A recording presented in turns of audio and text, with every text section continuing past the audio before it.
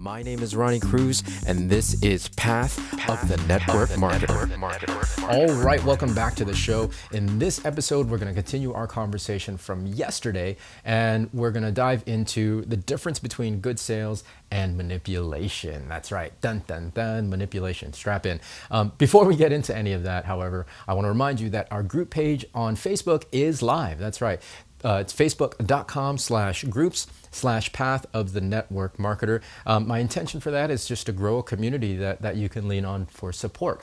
Ultimately, all of us go through challenges no matter where you are in your network marketing journey. So this will be a place for you to share those challenges, share things that you might be experiencing in your business, and then get an outsider perspective outside of your existing support structures in your company and in your team. So again, it's facebook.com/groups/path of the network marketer. Also too, it's going to be a great place for you to communicate with me directly. Another area where we can connect outside of this show. Again, facebook.com/groups/path of the network marketer. Okay. Now, getting into today's topic, the difference between good sales and manipulation. There is a hard line difference, guys. It's not a fine line between the two. It is a hard line, stark difference between the two. And I bring this topic up because, again, to go back to yesterday's conversation about the cyclical nature of startups in the profession of network marketing.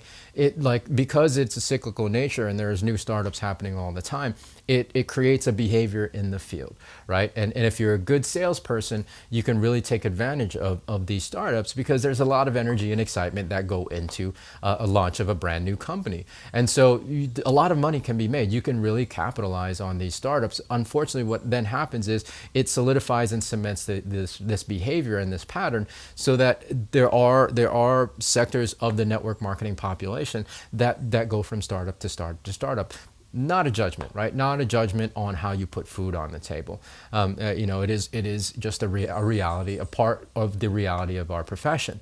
That said, I do want to point out that part of that pattern is recruiting from existing teams, because it is a very kind of insulated community, network marketing. And so if you're building a network marketing company at launch, these are the communities that you have most exposure to. And so what ends up happening is the individuals that have participated in this behavior repeatedly continue to tap into existing communities, existing network marketing companies and teams.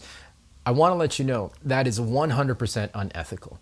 That is 100% unethical. Jumping to company is fine if you want to do that, but tapping into other people's organizations is not cool. Again, you put food on the table any way you see fit, but if you engage in these kinds of behaviors, you're taking food from somebody else's table. And that's really not cool. That's really not cool. The other thing is that the manipulation part of it, well, the difference between good sales and manipulation is whose best interests are you looking out for, right? Are you just looking to make a sale, or are you really looking to serve the individual that's sitting in front of you? Don't get me wrong. All our motivations is to make more money and create income and create lifestyle for ourselves and for our families. However, that can't be the intention when you're sitting in front of a person. That can't be the intention when you're doing a presentation. That cannot be the intention when you are pitching somebody on your deal, because you really have to look out for their best interest, right? You really have to. That's service, and that's good business. If you're convincing somebody that they need and want a product or service that they neither need nor want, that's manipulation, right? And even if you know that they need it, but they may not be ready for it yet, if you convince them to make a purchase before they're ready, that's manipulation, right? We gotta really distinguish between good sales and manipulation. Good sales is letting them make the decision that they want to make. Good sales is getting them to see the benefits of your products and how it can change their life, and then accepting their decision regardless of that, right? Accepting their decision, whether it's a yes or a no, right? That's good sales. That's good service. I know it took me a little longer to build my business with this principle, but my business is still around after 13 plus years, and I haven't had to jump from company to company. On the receiving end, if you're hearing this, right, if somebody that you know is approaching you about this next deal that they just joined, and they're telling you it's a brand new product that's absolutely going to transform your life for the better forever, you really got to think. Well, what about the products and services that you were telling me about 18 months ago, right? And then the products and services that you were telling me about 18 months before that, right? Like really start to question the individual's intentions. Are they looking out for your best interests, or are they looking out for theirs? If you hear somebody say, yeah, I thank you, for looking at this. I appreciate it. You're really helping me support my family.